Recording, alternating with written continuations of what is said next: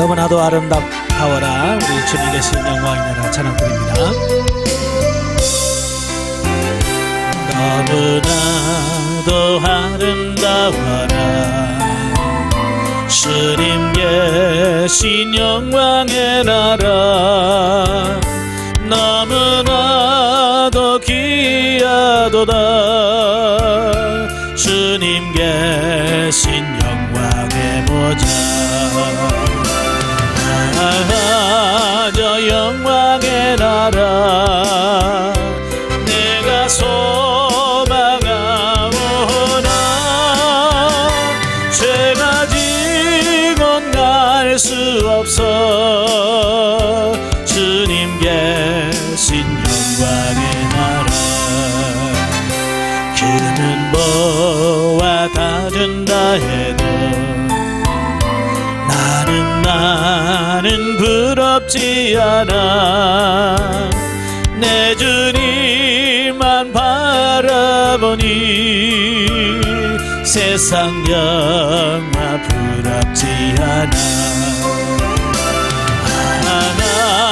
저 영광의 나라 내가 사모하오니.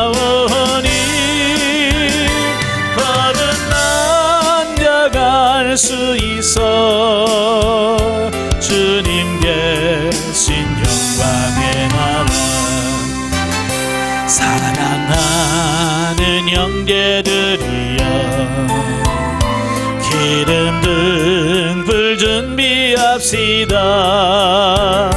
주님 나라 곧 네 말이니 깨어 있어 기도합시다. 저 영광의 나라 나를 기다리오니. 할렐루야 나는 가리라.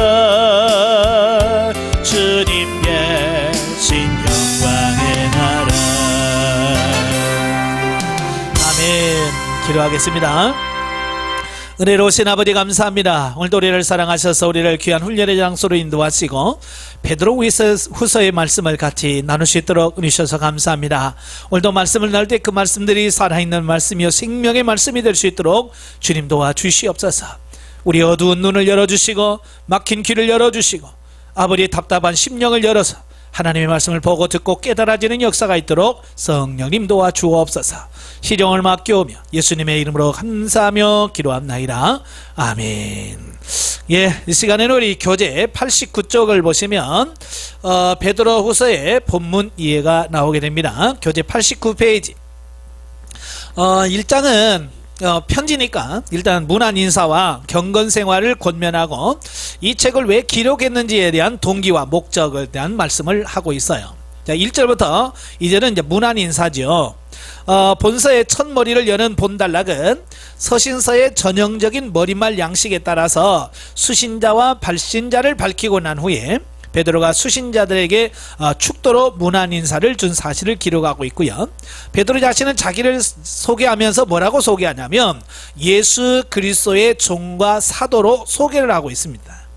자, 여기서 이 종이라고 하는 말은 헬라어로 둘로스라는 말이에요.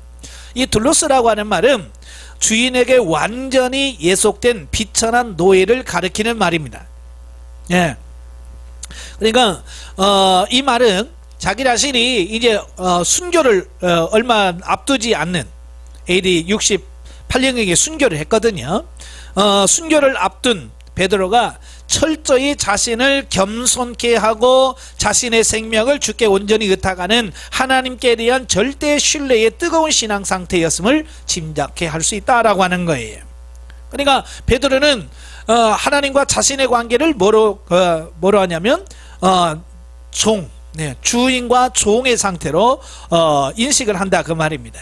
다시 말하면 이 둘로스라고 하는 말은 주인을 위해서라면 자기의 생명까지도 내려놓을 수 있는 어떤 이제 그런 상태를 의미하는 거죠. 그러니까 살아도 주를 위해서 죽어도 주를 위해서 사는 어떤 그런 삶을 비유하는 거예요.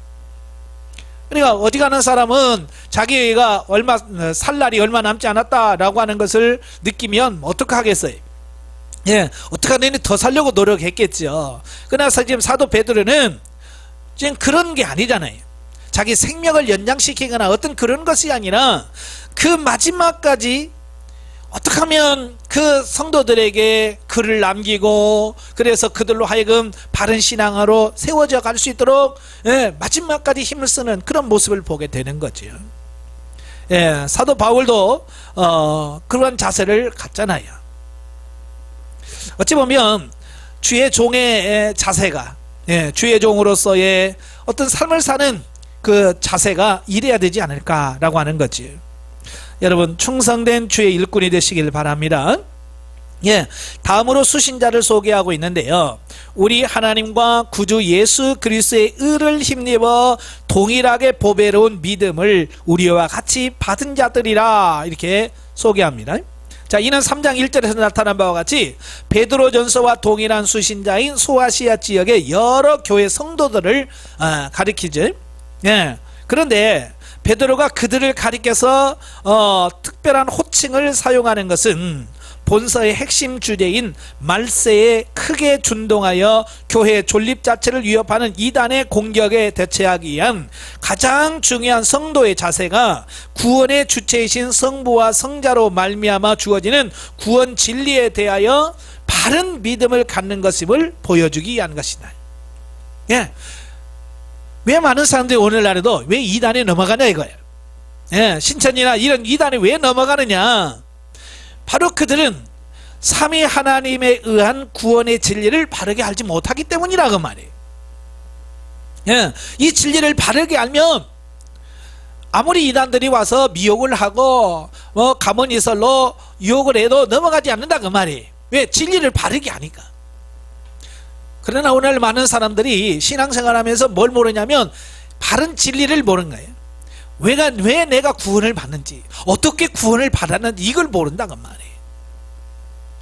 그저 세상에 복받고 잘 산다라고 하면 그냥 넘어가는 거예요. 그래서 지금 사도 베드로가 이런 구원의 진리를 바르게 믿는 것이 바른 믿음을 갖는다, 그걸 말씀해 주고 있는 거예요. 왜 성경을 배웁니까? 성경을 바르게 알아야 우리가 이단이나 이런 데 넘어가지 않고 진리로 바르게 살 수 있기 때문에 그렇다 그 말이에요. 자, 끝으로 축도에서 베드로는 이러한 바른 믿음은 구원의 주체이신 성부 하나님과 예수 그리스도의 구속 사역에 대한 바른 지식에 근거한 것이며 이로써만이 참된 은혜와 평강을 풍성히 누리게 됨을 보여준다. 왜 베드로가 자꾸 그런 말을 하냐면 그런 바른 믿음을 가진 사람만이 구원에 대한 확신을 가질 수 있고 참된 은혜와 평강을 누릴 수 있다, 그 말이에요. 그러니까 이걸 모르니까 신앙생활 하면서도 늘 불안한 거지. 혹시 이러다 구원 못 받으면 어떡하지? 혹시 주님 오실 때 나 모른다면 어떡하지? 이런 두려움이란 말이에요. 진리를 바르게 하시길 바래요. 자, 두 번째 단락은 이제 3절부터 11절까지인데요. 자, 경건과 성결의 삶을 권면하죠. 그러니까 베드로전서는 주로 내용이 뭐냐면 그 교회 외부로부터 오는 박해와 고난을 받고 있는 성도들에게 끝까지 믿음에서 인내하고 승리하라, 그 말씀을 전하는 게 이제 베드로전서라고 한다면, 베드로전서는 주로 이제 하나님의 구원 진리를 믿는 성도들의 신앙생활 자체를 위협하여 그릇된 사설로 성도들을 그리스도의 복음에 근거한 정통 교리에서 떠나게 하고 도덕적으로 세상에 속한 이방인들과 동일한 타락에 이르도록 공격하는 이단에 대한 경계와 이와 관련된 여타 교훈들을 기록하고 있는. 그러니까 베드로전서를 기록할 때만 해도 이런 이단들이 판을 안 쳤어요. 그리고 로마 정부로부터, 네로 황제로부터 엄청난 핍박이 온단 말이에요. 그러니까 핍박이 오니까 많은 성도들이 어떻게 해야 되지? 그래서 혼란을 겪고 있어요. 그러니까 그럴 때 끝까지 인내해야 된다 라고 하는 말을 했어요. 근데 그 세상이 어려우니까 누가 등장하냐면 바로 이단들이 등장을 하는 거예요. 보면 꼭 세상이 어려우면 이단들이 꼭 나오게 돼 있어요. 오늘날에도 바로 이단들이 한국에 지금 판을 치고 있죠. 왜 그럴까요? 우리 한국의 상태가 영적으로나 종교적으로나 모든 상태가 지금 불완전하다는 것을 의미하는 거예요.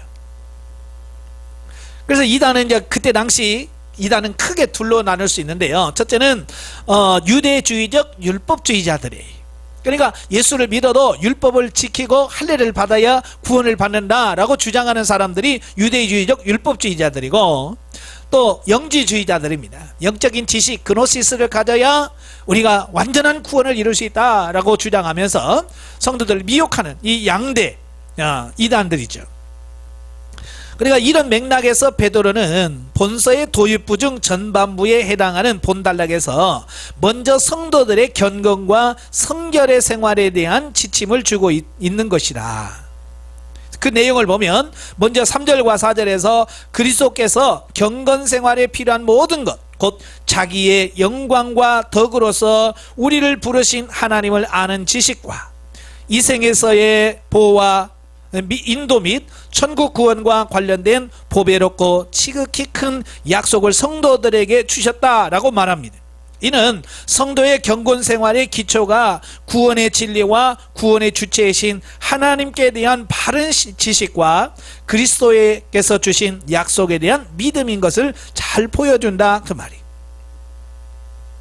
그러니까 예수 믿는 사람들은 뭐냐, 예수 믿고 천국 간다 그게 아니라 이 성결한 삶, 더 말하면 이제 성화를 의미하죠. 그러니까 성화가 바로 나타나야 된다. 너희가 예수 그리스도를 믿었으면 바로 변화된 모습이 나와야 된다, 이제 그 얘기를 하고 있는 거예요. 그런데 이 성화, 변화는 인간의 노력에 의해서 이루어지는 건가? 아니라 그 말이에요. 예. 물론 우리 인간 자체로서의 노력도 필요하죠. 그러나 전적인 하나님의 능력으로만 그게 가능하다. 예, 그걸 말씀해 주겠습니다. 그의 신기한 능력으로 가능하게 된다. 3절에 그렇게 말씀해 주고 있어요. 예. 그의 신기한 능력이 뭡니까? 예, 예수, 성령님을 통한 감동, 감화, 지도, 인도, 그걸 말합니다. 성령을 따라 행할 때 우리가 온전히 변화될 수 있다는 것을 여기서 말씀해 주고 있어요. 그리고 성화라고 하는 게 뭐냐? 4절 끝부분에 보면 신성한 성품에 참여하는 자가 되게 하려 하셨다 그랬잖아요. 예, 예전 성경에는 신의 성품이라고 그랬죠. 그리고 여기 신성한 성품, 이 하나님의 성품을 말합니다. 예, 그러니까 거듭난 성도가 성화되어져 감으로써 하나님의 거룩한 성품을 닮아가는 것, 예, 이 하나님의 그 거룩한 성품으로 덧입혀가는 것, 이걸 성화라고 말합니다. 예, 그래서 예수님을 닮아가는 게 이게 영성훈련의 목표고, 예, 우리가 추구해야 될 영성의 목적이라 그 말입니다. 그리고 5절부터 11절까지는 그 경건생활의 각 단계로서 성도가 가져야 할 8가지 덕목들을 차례로 열거합니다. 예, 그래서 믿음, 덕, 지식, 절제, 인내, 경건, 형제, 우애, 사랑, 이러한 덕목을 갖추기 위하여 경건과 성결의 생활에 열심을 가질 것을 권면하고 그러한 삶의 결과로서 주어질 천국 구원의 약속을 언급해주고 있다, 그 말이에요. 자, 여기 보면 그러잖아요. 5절, 그러므로 너희가 더욱 힘써 너희 믿음의 덕을, 덕의 지식을, 지식의 절제를, 절제의 인내를, 인내의 경건을, 경건의 형제 우애를, 형제 우애의 사랑을 더하라 그랬어. 그러니까 어느 거 하나 가지고는 안 된다, 그 말이. 가장 기본이 되는 게 뭐예요? 믿음이죠. 예, 그 성화의 가장 기초가 뭐냐? 믿음이에요. 믿음이라는 거 피스티스라는 헬라어인데요, 복음에 대한 강한 확신을 말합니다. 예, 복음이 뭔지를 정확하게 아는 것이 믿음이에요. 그리고 그 안에 확신한 가운데 거하는 것이 믿음인 거죠. 그리고 그 믿음은 그리스도인의 삶의 근거가 되는 거예요. 예? 그래서 히브리서 11장 6절에 보면 믿음이 없이는 하나님을 기쁘시게 할 수 없다. 그래서 믿음이 있어야 우리가 바른 신앙생활을 할 수 있고 바르게 영적으로 세워질 수 있는 거예요. 믿음의 기초가 든든하셔야 돼요. 그래서 기초가 뭐라고요? 믿음이에요. 그 믿음 위에다가 뭘 세워야 되느냐? 덕을 더해야 된다. 덕. 이 덕이라고 하는 말은 아레테라는 말이에요. 예, 그 우리가 훈련 받을 때 덕이라고 하는 말은 오이코토멘, 집을 짓는다, 그 말하고는 다른 말이에요. 그 덕을 오이코토멘이라고 하는 것은 신령한 집을 짓는 삶이라고 한다면, 자, 이 여기서 말하는 덕이라고 하는 말은 도덕적이고 윤리적인 어떤 것을 말합니다. 예, 그러니까 같은 덕이지만 오이코토멘하고 다른 말이에요. 예, 아르테라고 하는 말은 도덕적 탁월성을 의미합니다. 그러니까 다른 사람들보다 도덕적으로 월등하게 뛰어난 상태를 말합니다. 더 말하면 윤리적 삶의 변화를 의미합니다. 이건 무슨 말이냐면 믿음만 가지고는 안 되고 그 믿음 위에다가 삶의 변화를 가져와야 된다. 그 얘기를 하고 있는 거예요. 그래서 진정한 믿음이란 뭐냐? 삶의 덕이 따라와야 돼. 삶의 변화가, 도덕적 윤리적인 삶의 변화가 이루어져야 그게 진짜 믿음이라, 이제 그 얘기를 하고 있는 거예요. 그 덕 위에 뭘 쌓아야 돼요? 지식을. 그랬죠? 지식. 여기서 지식이라고 하는 말은 그노시스라는 말이에요. 그노시스. 바로 하나님과 그리스도를 아는 완전한 지식을 말합니다. 예. 그러니까 세상적인 지식을 말하는 게 아니에요. 하나님과 그리스도를 아는 완전한 지식을 말합니다. 이것이 우리를 영생으로 인도한다. 예. 아버지와 아들을 아는, 그게 뭐예요? 그게 영생이에요. 바르게 아는 것. 우리에게 올바른 지식이 없으면 맹목적 신앙이 돼요. 맹신이라고 하죠. 예. 오늘 많은 사람들이 신앙생활 하면서 그냥 무턱대고 믿는 거예요. 제가 설교나 강의하면서 그냥 아멘 함부로 하지 마라. 예? 가끔 가다 보면 설교하면 무조건 아멘 합니다. 그게 무슨 말인지도 모르면서. 그건 맹신이고 맹목적인 거예요. 그건 아닌 거예요. 우리는 바른 신앙과 바른 믿음 안에서, 바른 지식 안에서 서가야 돼요. 그럴 때 이단에 노출이 안 되는 거예요. 이단에 넘어가는 교회가 뭐 우리가 보통 보면 믿음이 없는 냉랭한 그런 교회에서 넘어갈 것 같죠? 아니에요. 교회에서 할렐루야 아멘 크게 한 사람들이 다 넘어가는 거예요. 왜? 올바른 지식을 갖지 못한 상태에서 그냥 큰 소리만 치면 그게 믿음인 줄 아는 거예요. 정리가 안 된 거예요.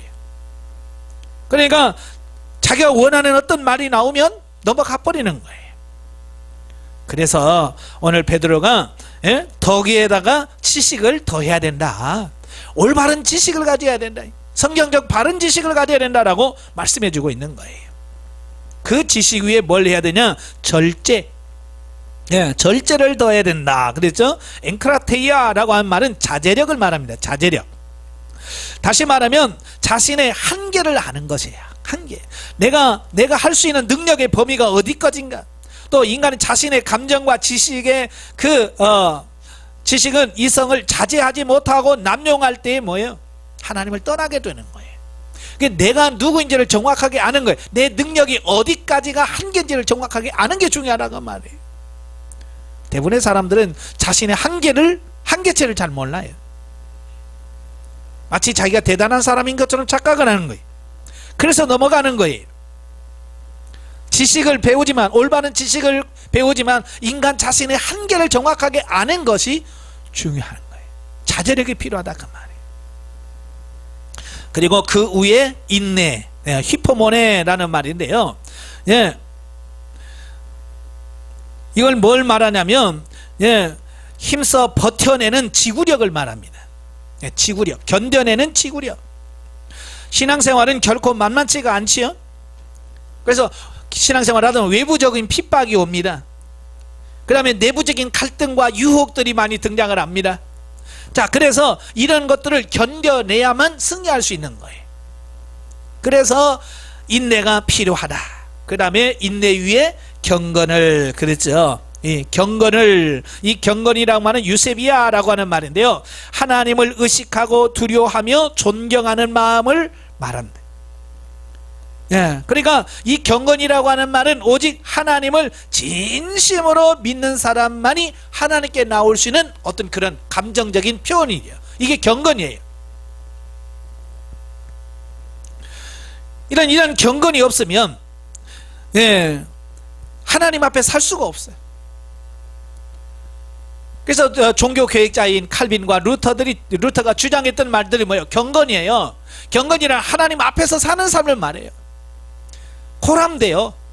하나님 앞에서의 삶은 이 경건, 하나님을 의식하고 두려워하는 그 마음이 있을 때 하나님 앞에서 삶이 나오는 거예요. 왜 사람들이 그러면 왜 그렇게 하나님 믿으면서도 엉터리 같이 사는 거예요?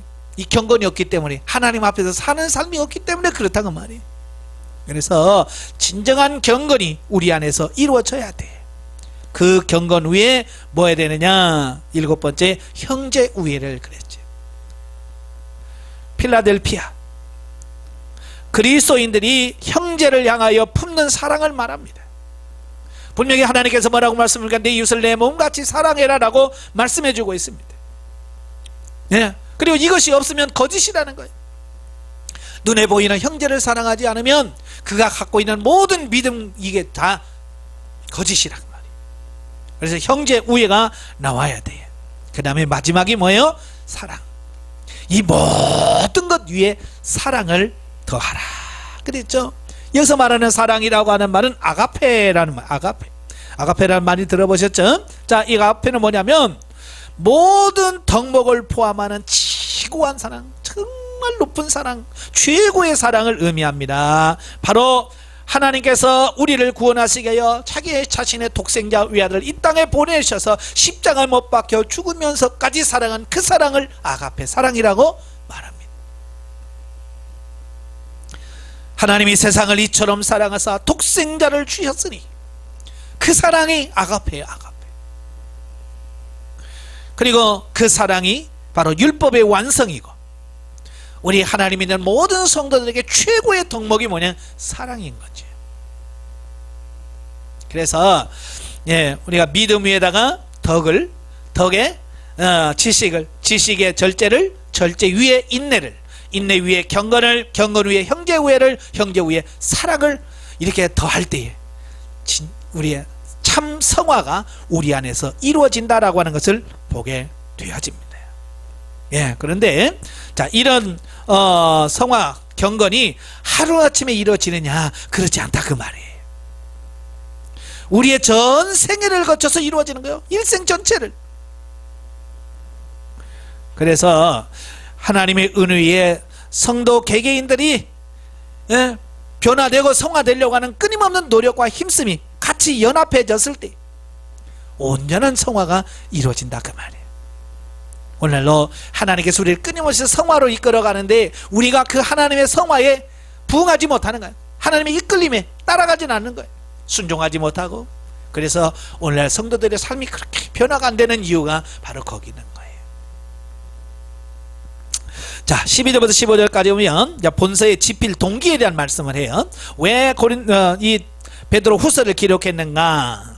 자, 베드로는 본서 집필 동기를 크게 두 가지로 제시를 합니다. 첫째는 성도들이 비록 앞에서 제시한 바와 같은 교훈과 진리를 알고 있으나 그것을 항상 생각하게 하기 위해서다 라고 하는 거예요. 그러니까 항상 생각을 해야 되는데 사람들은 살다 보면 잊어버리잖아요.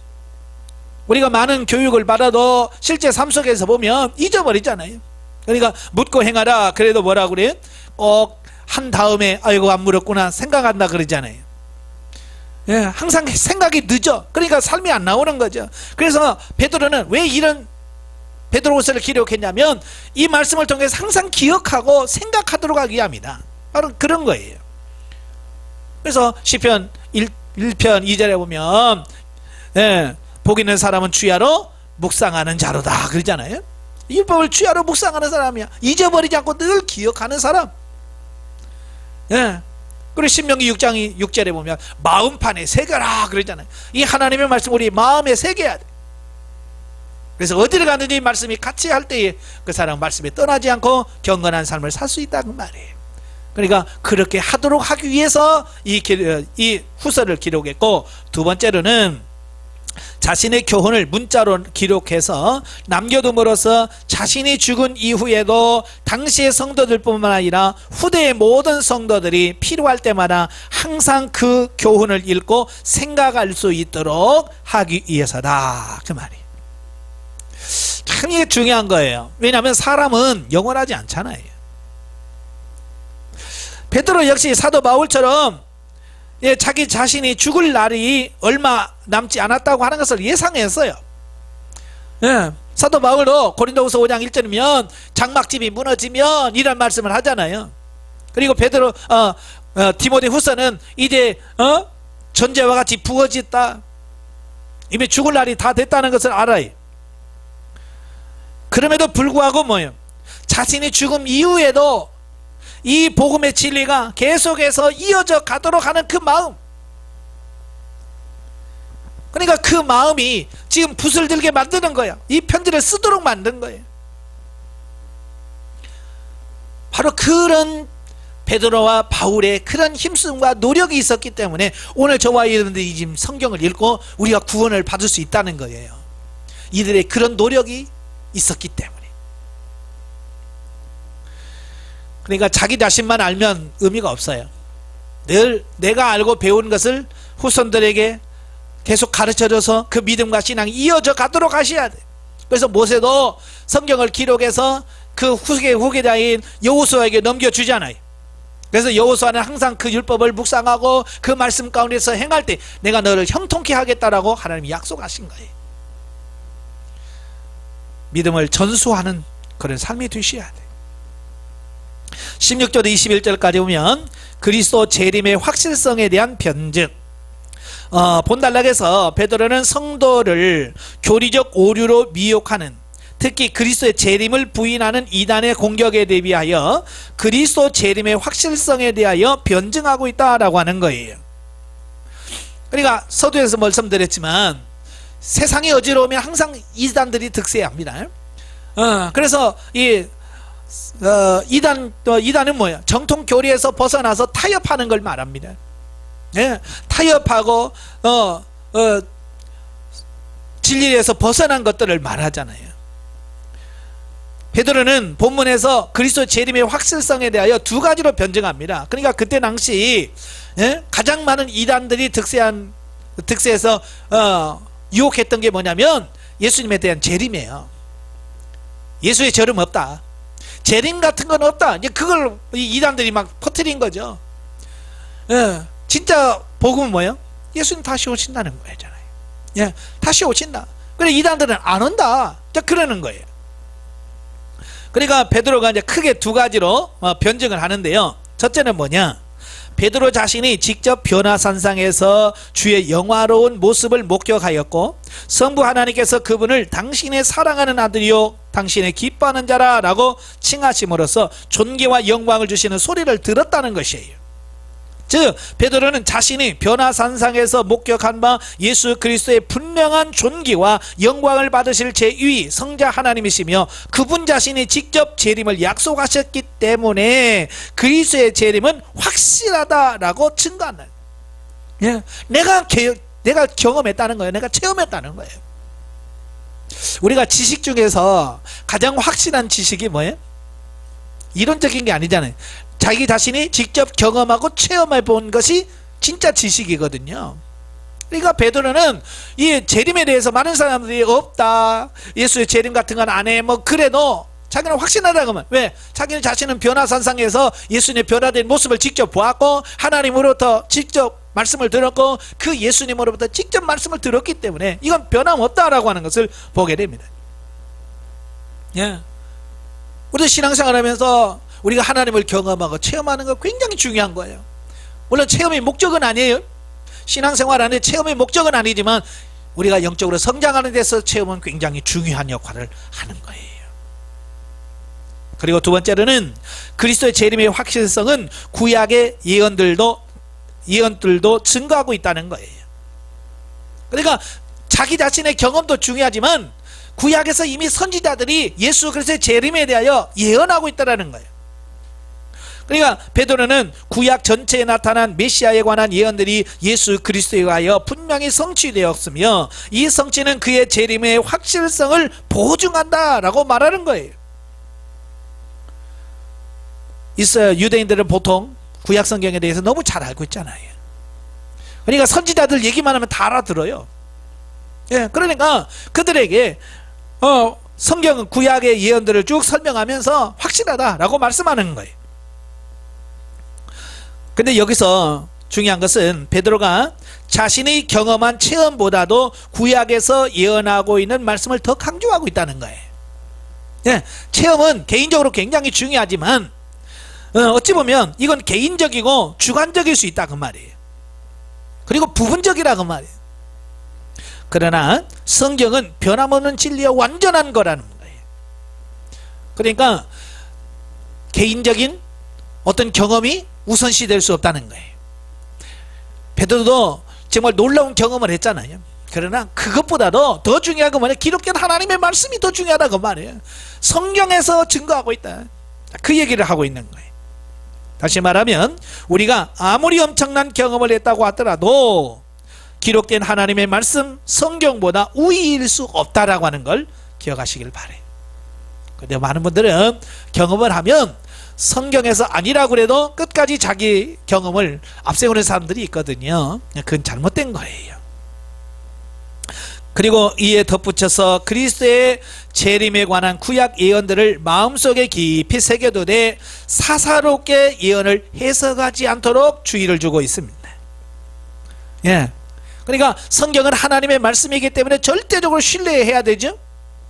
또한 그 성경을 해석함에 있어서 원저자는 누구예요? 성령님이시죠. 그러니까 성령님께서 조명해 주시고 가르쳐 준 것, 그것이 진짜죠. 그러니까 우리가 성경을 읽을 때 늘 기도해야 됩니다. 성령님 우리의 눈을 열어 보게 하시고 심령을 열어 깨닫게 해주세요 라고 하면서 성경을 읽으면서 성령님을 통해서 조명 깨닫게 해달라고 기도하실 때 우리가 온전한 바른 성경 해석을 할 수 있는 거예요. 그런데 기도하지 않고 자기 마음대로 자기가 편한 대로 임의적으로 해석을 하면 안 된다. 이단들이 다 어디서 나와요? 거기서 나오는 거예요. 자기 멋대로 성경을 해석하면 그게 이단인 거예요. 그래서 사사롭게 예언을 해석하지 마라 경고를 주고 있는 거예요. 자, 영적에 보면 베드로는 여기서 믿는 자들 간에 거짓 선생이 출현할 것과 그들이 십자가에서 인간의 죄를 구속하신 예수를 부인하다가 결국 멸망의 대상이 될 것을 말씀하고 있다. 따라서 심판의 대상이 되었던 전례를 들어서 호색과 탐심의 죄악을 유도하는 정욕된 것에서 피하고 신의 성품에 참여하는 자가 되라고 말씀한다. 그러니까 우리가 거짓된 교리에 속아서도 안 되고 신앙의 목적이 역시 기복적이어서도 안 됩니다. 신성한 성품을 덧입어서 예수 그리스도를 닮아가는 것이 우리의 목표가 되어야 된다. 그걸 말씀해 주고 있습니다. 모든 하나님의 백성은 동일하게 함께 그리스도의 유업을 받은 자들이다. 이란 약속에 의하여 세상에 썩어질 것을 피하여 주 예수를 알므로 은혜와 축복을 누리는 사람으로 이루어 가야 한다. 진정한 축복은 하나님을 아는 신령한 지식에 자라가는 것이다. 네. 밭 사고 집 사고 뭐 이런 게 아니에요. 그리스도를 아는 지식으로 우리의 신앙과 우리 영이 자라가는 것입니다. 그러나 오늘날 많은 성도들은 하나님을 아는 축복보다는 현실의 문제를 해결받고 자기의 욕망인지도 모른 채 그것을 향하여 달려가고 있다라고 하는 거예요. 각성해야 돼. 육신은 아무리 잘내도 결과가 사망이에요. 아무리 내가 원해서 세상에 출세 성공해도 결국은 사망인 거예요. 그러니까 뭐가 중요한지를 정확하게 인식하는 것이 중요하다. 다시 말하면 육신을 위해서 살지 말고 영으로서 몸의 행실을 죽이면 살리라. 로마서 8장 12절부터 13절 말씀. 2장으로 넘어갑니다. 자, 2장은 이단의 정체와 특성, 또 이단의 심판에 대한 확실성에 대한 말씀을 하고 있어요. 1절부터 4절에 보면 거짓 교사들의 정체 및 속성을 말씀해 주고 있는데요. 성도들의 신앙생활에서 치명적인 영향을 주는 거짓 교사와 이단의 정체와 특성 및 이단 사설 등을 농박하고 있는 본서 본론 2장 1절부터 3장 13절까지 1년 기사의 게시 부분으로 이미 도입부 1장 3절에서 21절에서 암시하였거니와 성도에 대한 이단의 2대 공격 목표는 도덕적 탈선과 정통 교리에서 이탈, 특히 그리스도의 재림에 대하여 부인하는 것이었다. 자, 여기서 우리가 이제 봐야 될 것은 거짓 선지자와 이단의 차이가 뭐냐라는 거예요. 예. 자, 거짓 교사가 많이 나오는데요. 이것은 참 선지자와 대조되는 사람들이죠. 그러니까 하나님으로부터 보내심을 받지 않았음에도 불구하고 스스로가 하나님이 나를 보냈다라고 나서는 사람들, 그리고 하나님의 이름으로 거짓 예언을 하는 사람들을 지칭하는 말이 거짓 선지자 또는 거짓 선생이라고 하는 거예요. 이 거짓 교사들은 이때만 있었던 게 아니에요. 이미 구약시대에 있었어. 그래서 모세도 신명기 18장에서 이 거짓 교사, 거짓 선지자를 주의하라 라고 말씀해 주고 있습니다. 예수님도 말세가 되면 이 거짓 선지자들이 많이 나와서 사람들을 미혹하게 될 거다라고 말씀하고 있거든요. 그래서 이 시대는 분별할 수 있어야 돼요.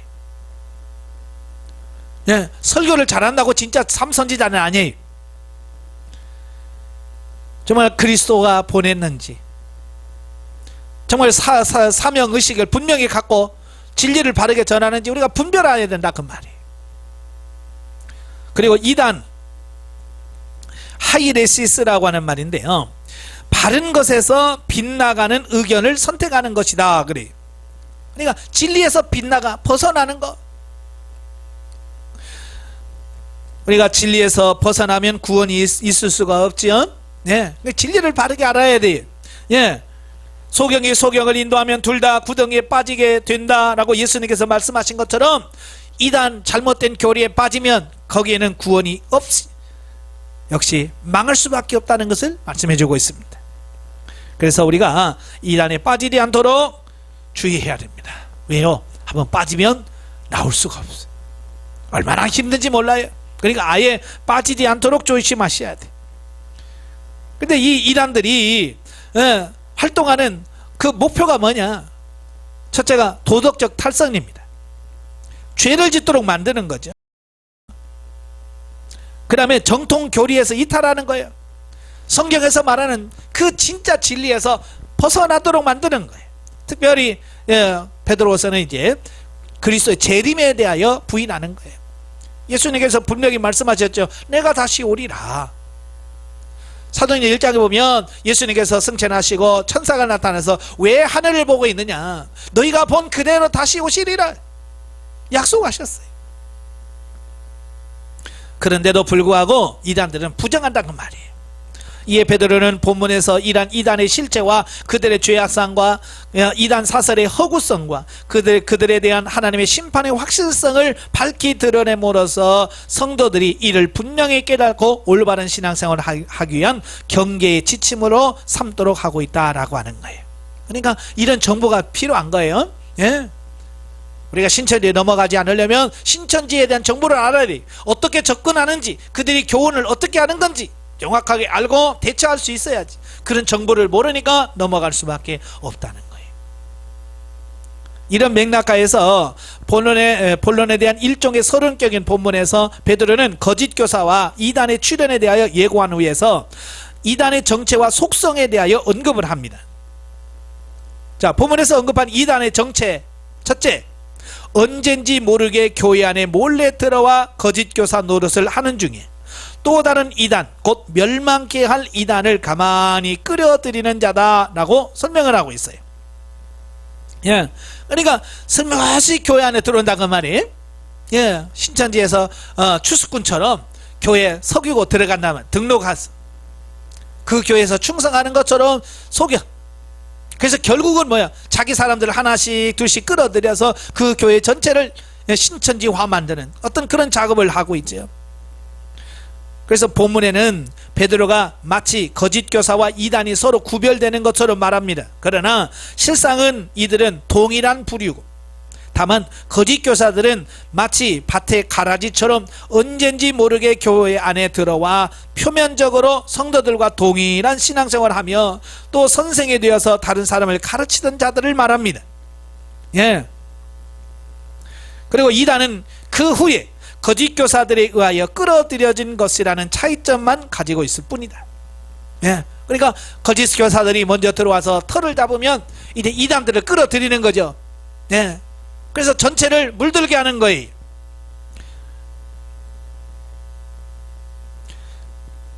둘째는 그리스도의 구속 교리를 부인함으로써 스스로 임박한 멸망을 자초하는 자들이다.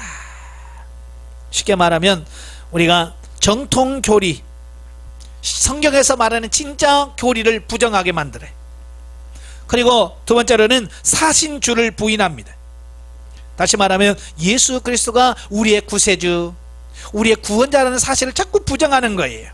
그리고 뭔가 다른 사람을 집어넣는 거예요. 예수를 빼고 자꾸 다른 사람을 집어넣는 거예요. 그리고 신천지 같은 경우는 예수 빼고 자꾸 이만희를 집어넣는 거죠. 예, 안상호 하나님의 교회는 뭡니까? 예수님을 빼고 자꾸 안상호과 장길자를 집어넣는 거지. 그게 이단의 특징이에요. 예수 그리스도를 뺄 수 없어요. 세 번째로 하나님의 심판을 두려워하지 않는다 그랬어요. 하나님의 심판을 두려워하지 않는데 마치 자신은 하나님의 심판을 받지 않을 것처럼 살고 행한다. 여러분, 심판받지 않을 사람 어디 있어요? 히브리서 9장 27절에 뭐라고요? 한번 죽는 건 사람의 정하신 것이요 그 후에는 반드시 심판이 있으리라. 예? 반드시 심판이 있습니다.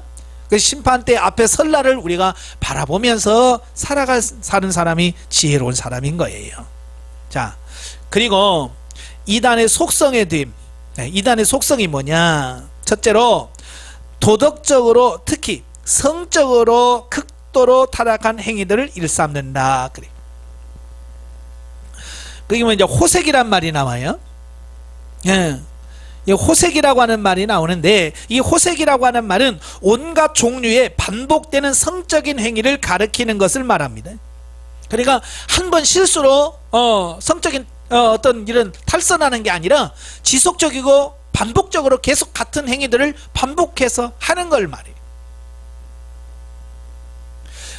그것은 그때 당시 이방 종교인들의 특징이라고 할 수 있어요. 그러니까 바알 신전이라든지 아스다롯이라든지 이런 이방 신전 안에는 꼭 누가 있느냐? 이 여사제가 있고 남창들이 있어요. 예. 그래서 신에게 제사 드리는 어떤 그런 절차 속에 남녀가 성행위를 하는 이런 게 그 제사 안에 들어가 있어요. 그냥 문란하죠. 바로 이제 그런 걸 말합니다. 그래서 우리나라도 대표적인 그 이단들을 보면 다 뭡니까? 성적인 타락과 연관돼 있어요. 예, 통일교의 문선명, 피가름이라고 하는 원리 강론을 통해서 자기 자신과 성관계를 맺어야 아담으로부터 지은 죄가 거룩하게 된다. 이게 피가름 있잖아요. 또 뭐 JMS 정명석이도 마찬가지고요. 예? 감옥에 들어갔다 나왔잖아요. 예? 여성들을 성추행하고 성폭행하고 결과. 그러면 신천지 이만희는 뭐 안 그런가요? 아니잖아요. 자기 부인의 정식으로 있으면서도 다른 여자와 살고 있고 뭐 이런 것들이 다 뭐예요? 다 이단들은 결과적으로 뭐냐면 호색, 성적인 타락에 빠져 있다라고 하는 것을 보게 됩니다. 그러니까 역사적으로 보면 이단들은 보면 결과적으로 가다 보면 성적 타락으로 항상 빠져요. 그 다음에 둘째는 자신의 탐심을 채우기 위하여 자신들이 지어낸 사설로 성도들을 미혹한다라고 하는 거예요. 우리가 이단의 특징은 성적인 타락으로 이끌고, 두 번째로는 뭐냐? 물질적인 탐욕에 빠진다 그 말이에요. 자, 우리나라도 보면 정통 교회는 가난해. 근데 이단들은 무슨 돈이 그렇게 많은지 몰라요. 예? 그래서 막 큰 건물 사고 엄청나게 많은 행사들을 합니다. 그만큼 많은 물질이 있다는 얘기죠. 결국 그 말이 무슨 말이냐면 거짓 교사와 이단의 목적은 결국은 뭐냐? 물질이에요. 돈이라고 말해. 물론 처음부터 물질을 강요하는 건 아니죠. 기가 막히게 뭡니까? 그들을 위하는 척 해줍니다. 예, 제가 아는 그 피보금이라고 하는데도 마찬가지죠. 처음에 들어가면 모든 걸 다 그냥 무료로 다 해줍니다. 밥도 무료, 숙식도 무료, 다 무료로 다 해줍니다. 그래서 어느 단계 딱 들어가면 이제 너도 받았으니까 이제 너도 섬겨야 되지 않냐. 예? 네가 이만큼 받았으면 이제 섬겨야 된다. 성장했으면 섬겨야 된다. 그래서 이제 물질을 서서히 강요를 하는 거예요. 그래서 전세 빼서 바치게 하고, 또 집 팔아서 팔게 하고, 예, 심지어는 직장 다녀서 그 수입을 전부 다 거기다가 다 넣게 만들고, 그래서 물질 갈취, 재산을 헌납받고 막 그러잖아요. 그 다음에 심지어는 강매, 물건을 막 강매시킵니다. 전도 용품도 그냥 주는 게 아니라 사서 해라. 그래서 비싸게 사서 하게 만들고요. 그 다음에 노동력 착취입니다. 이건 뭐예요? 무임금 일만 시키고 돈을 안 주는 거예요. 예? 그 신천지에 보니까 그러더라고요. 뭐 전도사 뭐 이런 사역자들 보면 한 달 내 일하는데 20만원 받고 뭐 10만원 받고 그런데요. 그건 뭐예요? 뭐 그들의 노동력을 그렇게 착취하는 거냐? 아주 교묘한 방법으로 끌어들이는 거예요. 근데 이 어리석은 인간들이 분별하지 못하고 거기에 빠져들어서 계속 거기서 헤어나올 줄 못하고, 그게 잘못됐다고 말하면 도리어 덤벼들고 그러잖아요. 얼마나 어리석으면 그럴까. 영적으로 우리가 어리석은 자가 되면 안 됩니다. 지혜로운 자가 되어야 돼. 4절부터 10절 전반절까지 보면 이제 거짓 교사에 대한 심판의 확실성에 대한 말씀을 합니다. 그러니까 베드로는 본문에서 이단의 종교적 도덕적 타락상을 언급하기 이전에 먼저 이단에 대한 하나님의 심판의 확실성에 대하여 언급을 하고 있어요. 여기서 베드로는 이단에 대한 심판의 확실성을 입증하기 위해서 세 가지로 증거를 하는데요. 자, 첫째가 뭐냐? 천상에서 하나님께 대하여 범죄한 천사들, 곧 사단과 그 수하의 마귀들이 천상에서 쫓겨나는 심판을 받았고, 또 최후의 심판날에 영원한 형벌을 받을 것이 작정되어 있다는 것을 말합니다. 그러니까 하나님의 심판의 확실성, 첫째 뭐냐? 천상에서의 심판. 그러니까 하나님께서 이 천지 만물을 창조하실 때에 인간들만 창조하는 것이 아니라 천상세계, 영적인 세계, 그러니까 천사들과 같은 이런 존재들을 다 만드셨어요. 예. 그리고 그들에게 많은 영광과 능력을 부어 주었어요. 그런데 그들이 교만하게 된 거예요. 교만해서 이제 하나님을 대적합니다. 그러다가 결국 하나님으로부터 심판을 받고 쫓겨나게 되지. 예. 그래서 그 우두머리가 사단이 되는 거고, 그를 추구했던 이하 졸개들이 귀신이 돼서 지금 많은 사람들을 미혹하게 되고 있는 거거든요. 바로 베드로가 바로 천상에서도 하나님께 대적하다가 다 심판받았다, 무정에게 들어갔다. 그리고 그들은 마지막 날에 다시 영원한 무정에게 심판을 받을 날이 정해져 있다. 이 하나님의 심판이 분명하다라고 하는 것을 그들에게 말씀해 주고 있어요. 두 번째로 든 게 뭐냐면 바로 노아 홍수입니다. 노아 홍수 심판. 노아 홍수 심판 때에 모든 불의한 자들이 홍수로 인하여 죽임을 당하였으며 심판을 받지 않는 자들은 오직 노아와 8식구뿐이었다라고 말씀하고 있는 거예요. 예, 많은 사람들이 야, 심판 같은 거 없어, 하나님 심판 안 해 라고 말했을 때, 아니다, 노아 홍수 심판 받지 않냐, 성경에 분명히 기록되어 있지 않느냐, 하나님은 죄가 지으면 반드시 심판한다. 노아 홍수를 하나의 증거로 말씀해 주고 있는 거예요. 그리고 세 번째로는 하나님이 소돔과 고모라 성에 대한 심판하실 때에 의로운 롯을 제외한 모든 불의한 자들이 다 멸망했다는 것이에요. 예? 소돔과 고모라 성을 봐라. 그렇게 죄짓고 음란하니까 하나님께서 그 성을 심판하지 않느냐.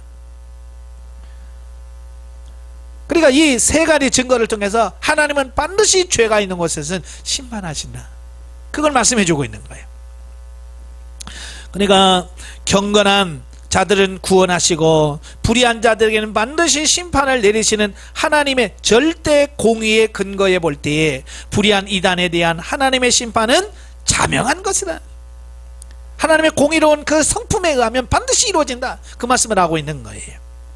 이러한 심판의 경고는 비단 거짓 교사들과 이단만을 겨냥하는 것이 아니라 이는 초대교회 당시의 성도들뿐만 아니라 오고는 모든 세대의 성도들로 하여금 이단에 미혹되어서 불의에 빠지는 일이 없도록 경계하기 위함이다, 그 말이에요.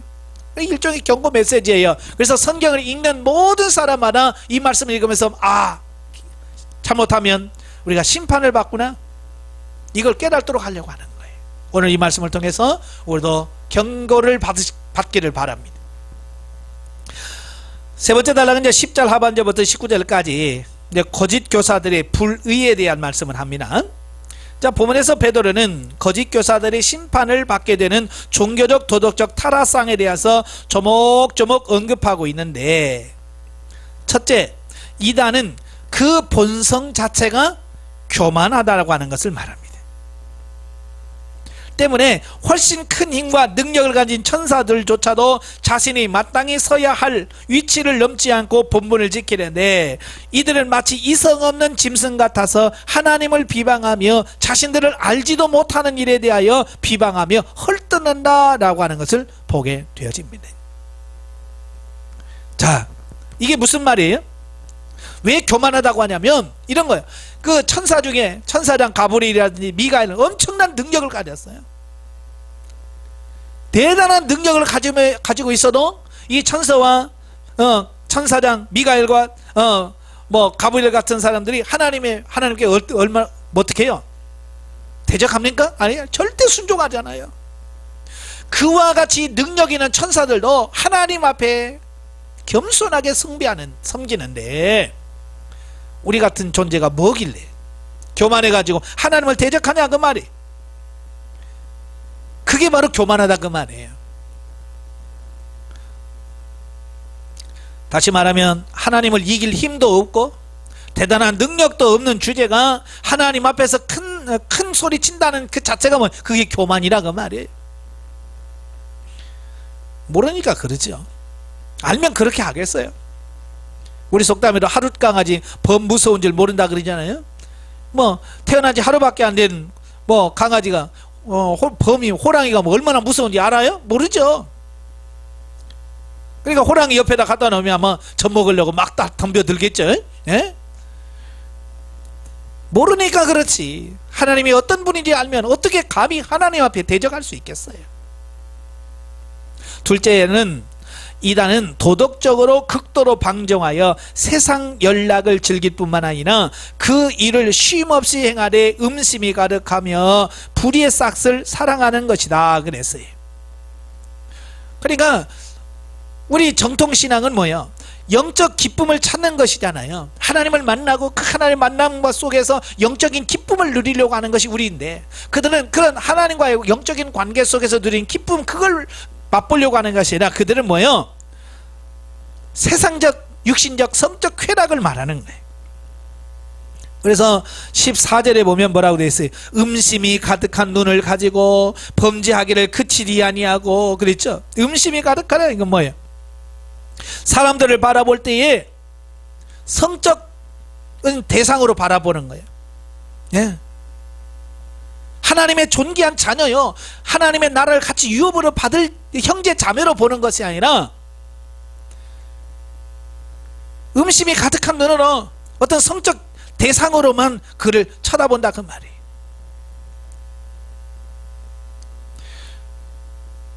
세 번째로는 이단은 과거에 죄악된 행위를 버리고 이제 막 새로운 마음을 가지고 신앙생활 하려는 초신자들을 미혹하여 다시 육체의 방탕과 타락으로 떨어지도록 한다는 것입니다.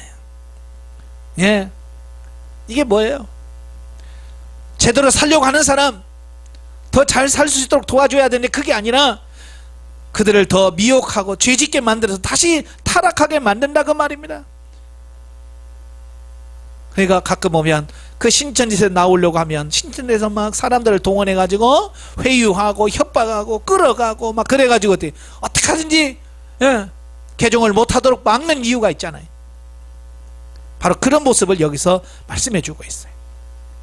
베드로는 이렇게 이단의 종교적 도덕적 타락상에 대하여 열거하면서 계속해서 이런 자들은 반드시 멸망의 심판을 받게 될 것이라는 사실을 거듭거듭 확인해 주고 있습니다.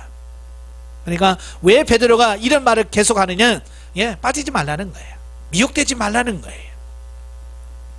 20절부터 22절까지 보면 거짓 교사의 미혹에 대한 경계. 본문에서는 거짓 교사와 거짓 교사들의 미혹에 빠진 자들의 비참한 최후의 상태를 개와 돼지에 비유하여 비난함으로써 간접적으로 성도들이 거짓 교사에 미혹되는 어리석음을 범하지 않도록 경계합니다. 그래서 개가 토한 것으로 다시 먹고, 돼지는 뭐야? 씻은 그 더러운 물에 다시 들어간다 그 말이.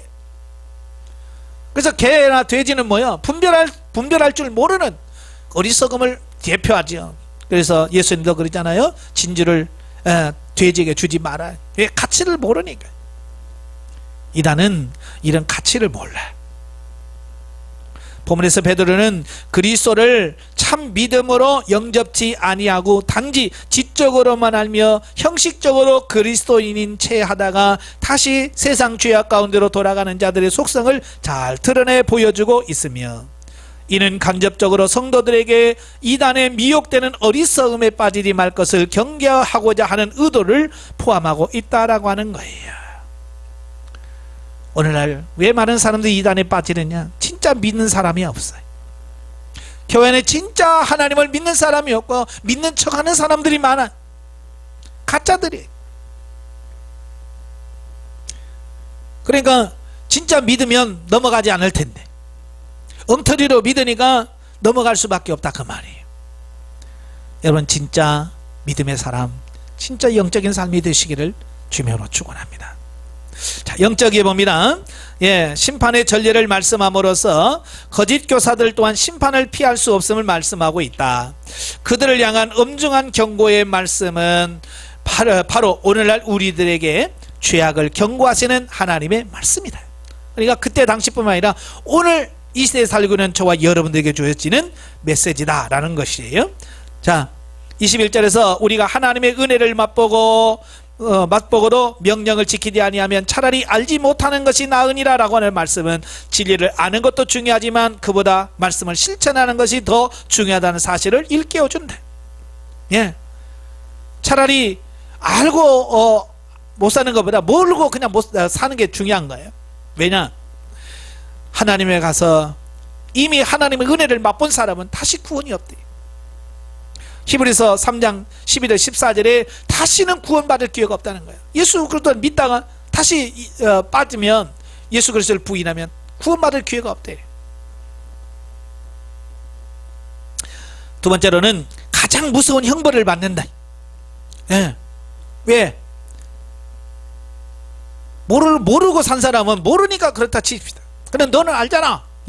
아는 사람이 그렇게 살았냐라고 하면 더 큰 심판을 받을 수 있다라고 하는 거예요. 그러니까 베드로도 하나님의 은혜를 맛보고도 명령을 지키지 않으면 차라리 알지 못하는 자보다 알지 못한 자가 낫다. 우리가 영성 훈련을 받으면 어때요? 알잖아요. 이래 알면 왜? 살자는 거예요. 그냥 살고만 있으면, 살지 못하고 그냥 머리로만 알고 있으면 의미가 없다는 얘기예요. 이제 3장으로 갑니다. 재림 부인설 비판과 재림을 왜 지체하는지에 대한 부분을 설명해 주고 있어요. 1절부터 7절은 그리스도의 재림 부인설에 관한 비판입니다. 그러니까 지금까지는 베드로 사도는 거짓 선생들과 이단들의 타락으로 하나님의 심판을 받을 것을 말씀하고 있어요. 자, 그런데 이제 본문부터는 그들의 잘못된 가르침 중에서 하나인 그 예수 그리스도의 재림을 거부하는 것에 대한 비판을 하고 있어요. 그러니까 예나 지금이나 그 이단들은 한결같이 뭘 가지고 나오냐면 종말론을 가지고 나오거든요. 이 종말론을 가지고 나와요. 그러니까 이 시대에 중요한 건 뭐냐? 바른 종말론에 관한 사상을, 믿음을, 지식을 갖는 게 중요하다는 말이에요. 왜냐하면 그 잘못된 그 종말관이 결국 삶을 좌우하고 삶을 움직여요. 그래서 바르게 아는 것이 무엇보다도 중요하다는 거예요. 바르게 아는 게 중요하다. 본 단락에서, 다음 단락에서 베드로는 이단의 그릇된 사설 중 특히 그리스도의 재림 부인설에 대하여 비판을 하고, 이러한 이단 사설의 영향을 받아 그리스도의 재림이 늦어지고 있다고 생각하는 성도들에게 그것에 대하여 해명을 주고 있는 거예요. 그러니까 잘못된 종말론은 결국 그들의 삶에 그대로 영향을 주기 때문에 수정해 줄 필요가 있다 그 말이에요. 그러니까 베드로 사도가 지금 그걸 강조합니다. 그래서 베드로는 그리스도의 재림에 대하여는 구약시대의 선지자들이 분명하게 예언하였거니와 그리스도께서도 직접 사도들에게 분명히 말씀하셨다라고 하는 것을 밝힙니다. 이게 확실하다 그 말이에요. 그리고 천지 만물이 조상적부터 변함없이 존속되고 있음을 들어서 그리스도께서 재림하사 세상을 심판하신다는 주의 말씀을 거짓이라고 주장하는 그리스도의 재림 부인설에 대하여 다음과 같이 설명한다. 그러니까 이단들이 뭐라고 말하냐면, 야, 창세 이래에 산이 뭐 없어진 적이 있냐? 똑같지 않냐? 이 천지는 망하지 않고 영원히 있을 거야. 이렇게 주장하는 거예요. 자, 거기에 대해서 사도 베드로가 뭘 반론하냐면, 하늘과 땅이 본래 하나님의 말씀으로 창조하신 것이라는 사실이 그리스도의 재림과 세상의 심판에 관한 구약 예언과 주의 말씀이 분명한 진리임을 입증하는 것이다. 그것은 창조주 하나님께서 말씀으로 천지를 창조하실 수 있었다면 또한 말씀으로 그것을 폐하실 수 있음을 보여주는 것이기 때문이다. 그러니까 하나님의 말씀으로 창조하셨다면 하나님의 말씀으로 이 모든 것을 심판하지 않겠냐. 자, 그 말씀을 하고 있는 거예요. 두 번째로는 이미 노아 때에 하나님이 홍수로 세상을 심판하신 사실 또한 그것을 입증한다는 거예요. 그러니까 그들은 하나님의 세상을 심판한 적이 있냐, 그 얘기죠. 근데 아까도 말한 것처럼 있지 않냐. 노아 시대 때 노아 8식구에는 다 망하지 않았느냐. 그걸 말씀해 주고 있어요. 세 번째로는 현재 하늘과 땅이 그대로 있는 것도 주께서 말씀으로 그것들을 보존하시고 계시기 때문이며 세상 끝날 경건치 않는 자들을 심판하실 때에 그것은 없어질 것이라는 것이에요. 예? 그러니까 지금 이 세상이 변치 않고 그냥 있는 것처럼 보이는 것은 하나님께서 지금 보존하고 있기 때문에 그런 거예요. 하늘에 구원받을 자의 수가 충만한 수가 찰 때까지 지금 하나님께서 심판을 유예하고 기다리고 계시기 때문에 그런 거지. 하나님께서 때가 되면 그것은 언젠가는 끝날 날이 온다 그 말이에요. 세상은 지금 존재하지만 영원하지 않다는 거, 이걸 말씀해 주고 있습니다. 이처럼 거짓 교사들의 가르침은 주로 하나님의 말씀에 근거하기보다는 세상적인 지혜에다가 근거를 두고 성도들을 미혹합니다. 이런 현상은 초대교회보다 훨씬 과학과 인문주의적 철학이 발달한 현대에 와서 더욱 두드러지죠. 특별히 과학이란 이름으로 이런 주님의 재림을 부정하고 부인합니다. 이에 우리 성도들은 인간의 부패한 심성에서 비롯된 것이기에 한계를 가질 수밖에 없는 세상 지혜에 미혹되지 않도록 더욱 이 세상의 유일한 절대 진리인 하나님의 말씀을 견고히 붙들고 서야 한다라고 말씀해 주고 있습니다. 예? 지금은 이제 과학주의가 만연하지? 예. 그 뭡니까? 과학이야말로 만능이다. 과학이야말로 절대 오류가 없고 진짜다라고 주장합니다.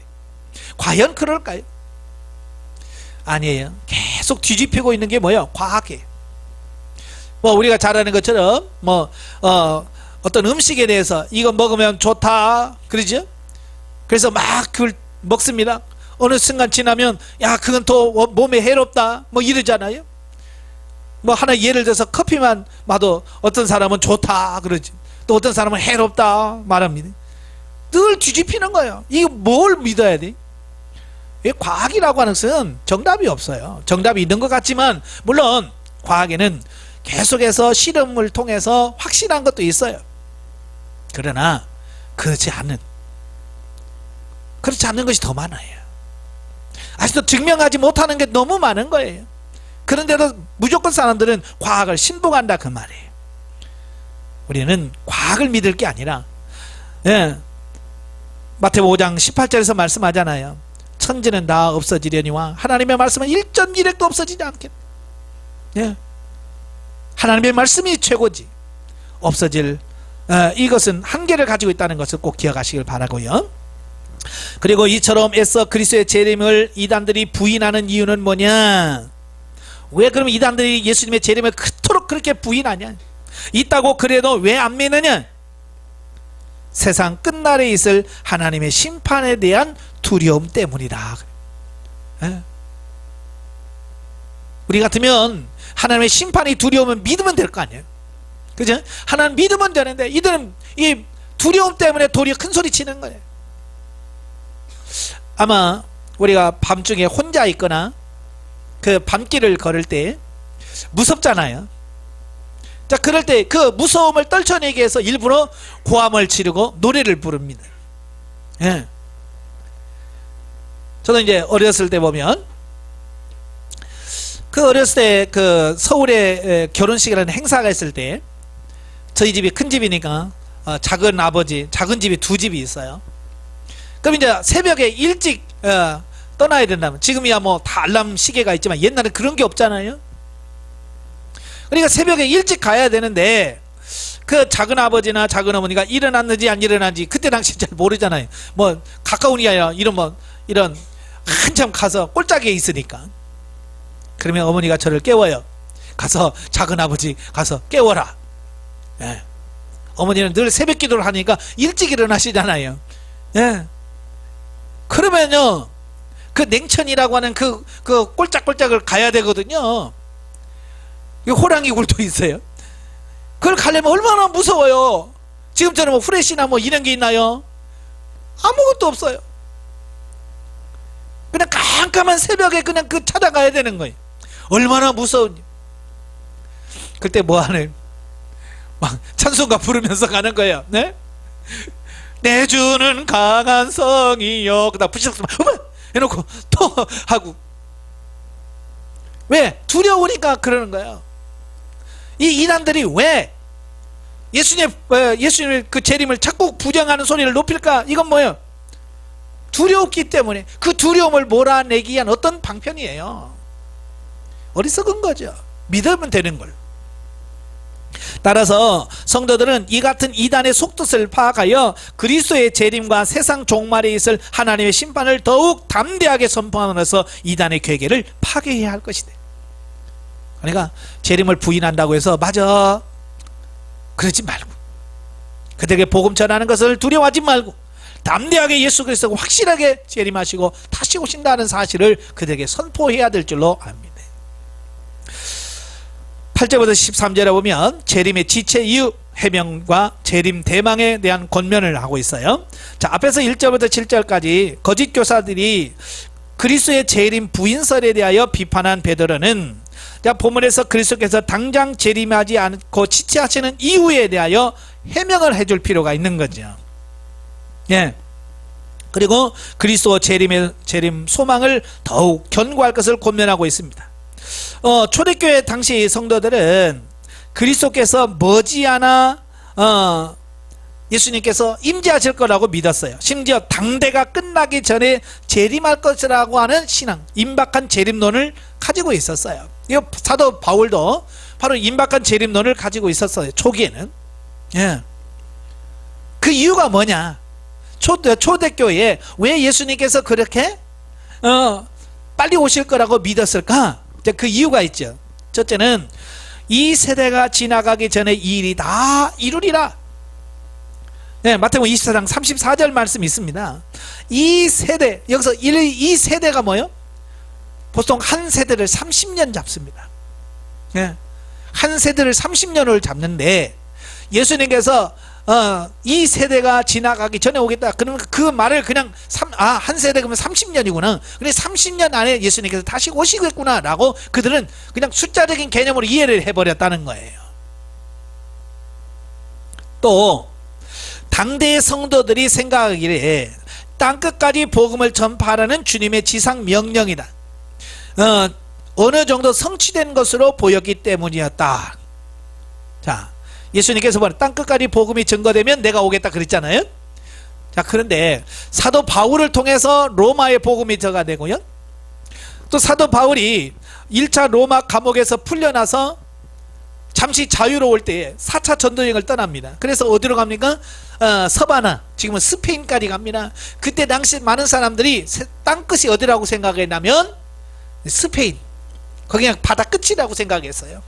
그래서 거기까지 복음이 되면 이제 주님 오실 거라고 그랬는데 사도 바울을 통해서 스페인까지 복음이 전화됐어요. 그러니까 땅끝까지 복음이 다 전파됐구나. 이제 그렇게 인식을 한 거예요.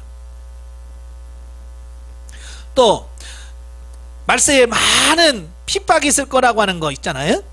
그러니까 기독교에 대한 로마 제국의 대대적인 박해와 함께 주께서 재림의 징조 중 하나로 말씀하신 이단의 극성스러운 활동들이 있었기 때문에, 그렇죠, 핍박이 있지요. 이단들이 나타나서 막 미혹을 하지요. 그러니까 이 돌아가는 모든 상황이 뭐예요? 예수님께서 말씀하시는 것과 비슷해요, 안 비슷해요? 비슷한 거예요. 자, 그러니까 성도들이 다 오해를 한 거예요. 뭘 해도 다 맞는 것 같거든요. 그래서 그들이 예수님의 재림이 있냐, 32세대가 되기 전에 60년 되면 오실 거라고 생각했는데 60년이 넘어도 안 오시는 거예요, 예수님이. 그러니까 지금 성도들이 기다리다가 너무 예수님의 재림이 늦는 거 아니냐, 자, 그렇게 예수님의 재림 왜 이렇게 늦냐라고 생각하고 있을 때에 이단들이 야, 거봐, 재림 없어 라고 말하니까 성도들의 귀가 솔깃해지는 거. 진짜 없나? 진짜 안 하시나? 예수님 재림 같은 거 없나? 이렇게 생각해 볼 수밖에 없다는 거예요. 그래서 베드로가 이야기를 하는 거예요. 다음 같은 세 가지 사실을 들어서 해명을 하는데요. 첫째, 근본적으로 하나님은 인간의 시간 개념을 초월해 계시는 분이시므로 인간의 시간 개념을 가지고 주의 재림을 지체해야 된다고 생각해서는 안 된다. 그러니까 한 세대를 사람들은 인간의 시간으로 30년이라고 잡았거든요. 그러니까 베드로는 뭐야? 주의 나라는 1000년이 하루 같고 하루가 1000년 같다는 거야. 이 말이 무슨 말이에요? 우리가 가지고 있는 시간과 하나님의 시간표는 전혀 다르다 이야기를 하고 있는 거예요. 예. 그러니까 우리는 하나님이 정해놓은 그 시간과 공간이라고 하는 그 안에서 우리는 살 수밖에 없어요. 그래서 우리는 시공간을 초월 못해요. 그러나 하나님은 시간과 공간을 초월하신 분이시거든요. 예. 그러니까 하나님은, 우리 인간은 과거, 현재, 미래가 있지만 하나님은 항상 현재인 거예요. 창세도 현재요. 예수님이 2000년 전 예수님 탄생하셔서 현재요. 지금 2000년이 지난 지금도 현재요. 앞으로 모든 것도 하나님 앞에는 항상 현재라는 거예요. 예. 그러니까 우리 인간적인 생각을 가지고 왜 늦으시나, 이게 말이 안 된다는 거예요. 시간 개념이 다르다는 거예요. 그리고 두 번째로 주님의 재림이 현재 당장 이루어지지 않고 있는 것은 아직 하나님께서 택하신 자들이 다 회개하고 구원 얻지 못했기 때문이다, 그 말이에요. 그러니까 하나님께서 구원하시려고 하는 계획된, 작정된 자의 수가 있어요. 그 수가 찰 때까지 하나님께서는 기다리시는 거예요. 그러니까 주님의 재림이 늦어진다는 것은 그만큼 지금 뭐예요? 진짜 예수 그리스도를 믿고 구원받은 자의 수가 적다는 얘기를 하고 있는 거예요.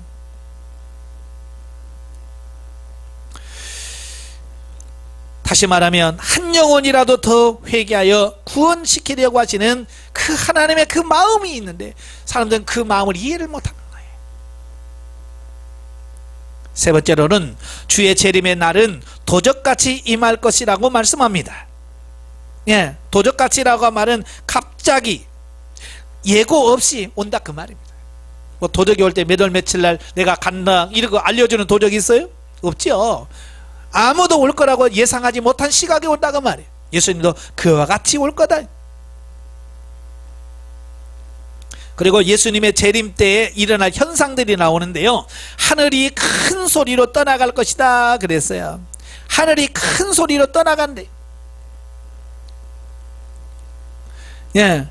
그 다음에 물질이 뜨거운 불에 풀어지고 그랬죠.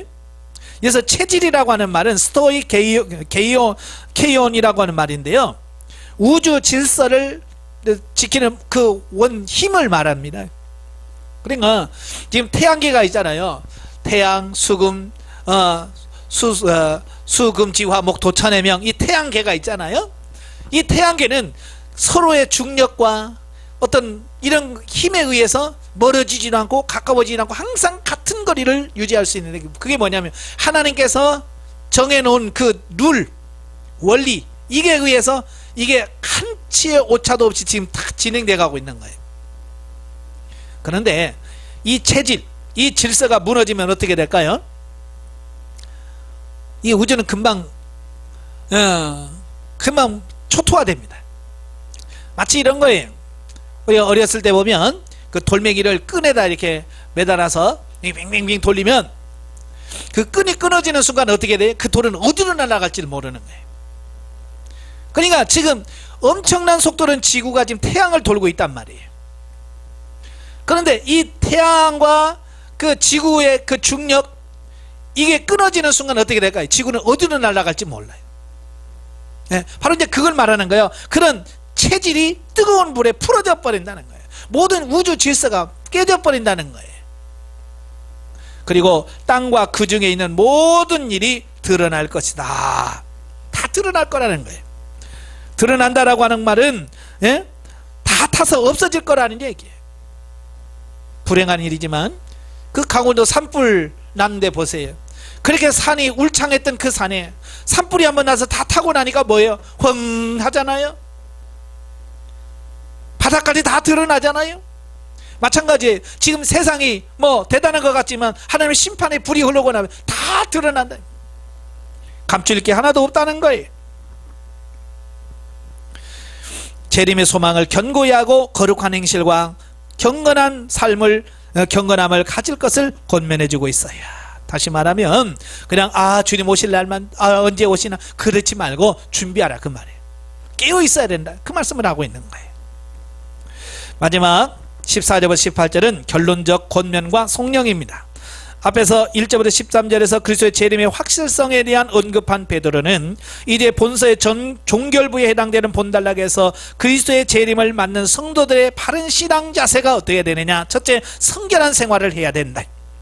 성결한 생활, 그래서 점도 없고 흠도 없이 평강 가운데 나타나기를 힘쓰라 그랬잖아요.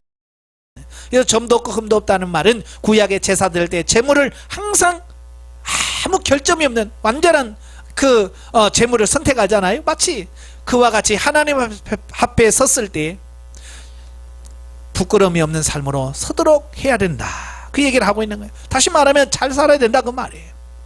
두 번째로는 그리스도의 재림에 관한 바울 서신의 기록을 왜곡되게 해석하여 성도들을 미혹하는 거짓 교사들을 경계할 것을 말씀합니다. 그러니까 사도 바울이 말한 그 말을 오해를 해서 잘못 해석을 해서 성도를 미혹한다고 말이에요. 오늘날도 마찬가지예요. 얼마나 종말론에 관한 이론들이 많은지 그 많은 이론 가운데서 우리가 정신을 바짝 차려서 진리로 바르게 세워져야 돼. 그렇지 않으면 이론에 속아. 세 번째로 그에 대비하여 그리스도의 은혜와 그리스도에 대한 지식에서 자라갈 것을 권면합니다. 제일 중요한 게 뭐예요? 우리가 영적으로 성장 성숙해 가야 돼. 왜요? 우리가 성장하고 성숙해야만이 우리가 이단 사설이나 이런 것에 넘어지지 않게 됩니다. 성장하시길 바래요. 육신의 성장은 육의 양식을 어떤 걸 먹느냐에 따라서 성장이 달라지죠. 좋은 영양가 있는 음식들 먹으면 성장이 됩니다. 영은 그 음식 잘 먹는다고 성장하는 게 아니잖아요. 하나님을 아는 지식에서 자란다고 말이에요. 우리가 이 성경을 공부하고 연구하는 이유도 그런 거예요. 하나님을 아는 지식이 우리 영을 바르게 성장시키기 때문에 그렇다고 말이에요. 이러한 종결부의 내용은 이미 도입부의 서론적 권면에서 언급했던 바로서 다시 한번 성도들의 성결한 삶과 그리스도의 복음에 근거한 바른 지식의 중요성을 강조한다. 실로 우리 자신의 삶이 점도 흠도 없는 성결한 삶이 되고 있는지, 또 하나님과의 교제가 평강 가운데서 이루어지고 있는지, 그리고 우리의 신앙생활 전체가 참으로 올바른 지식에 근거하고 있는지를 돌아보아야 한다. 아멘. 우리 자신 점검해야 돼. 내가 정말 바르게 살고 있는지 점검해 보셔야 돼. 영적에 봅니다. 말세는 성도를 미혹하고 기만하는 자들이 나와서 자기의 정욕을 쫓아 살도록 하고 주의 강림하심을 부인하는 일들이 만연하게 될 거다. 정말 많지요. 말세의 지말을 사는 우리는 세상의 유혹이 현혹하며 진리를 어둡게 하는 데 주의하고 주의 재림을 대망하여 영원한 준비를 해야 할 것이다. 그리고 새하늘과 새 땅을 바라보는 우리의 큰 은총을 받는 자라는 확신을 가질 수 있는 영적 안목이 열려야 한다. 우리는 자신의 문제에 근심할 것이 아니라 늘 깨어 있으므로 미혹에 빠지지 말고 믿음의 자리에서 이탈하지 않도록 근신해야 한다. 먹고 사는 육신의 문제에 싸우지 말고 진짜 중요한 영적인 문제를 놓고 고민하고 준비해가는 우리가 되어야 될 줄로 믿습니다. 기도하겠습니다. 은혜로우신 아버지 감사합니다. 오늘도 귀한 말씀 주셔서 감사합니다. 우리가 사는 이 시대가 말세라고 하면 아버지 하나님, 온갖 이단들과 잘못된 교훈들로 인하여 수많은 사람들의 영혼을 아버지 사냥하고 있습니다. 이와 같은 데에 정신을 차리고 근신하여 깨어있어서 우리 영혼을 지킬 뿐만 아니라 하나님이 원하시는 성결한 삶을 살아갈 수 있는 우리가 되어줄 수 있도록 도와주시옵소서. 예수님의 이름으로 감사하며 기도합나이다. 아멘. 하나님 경드립니다.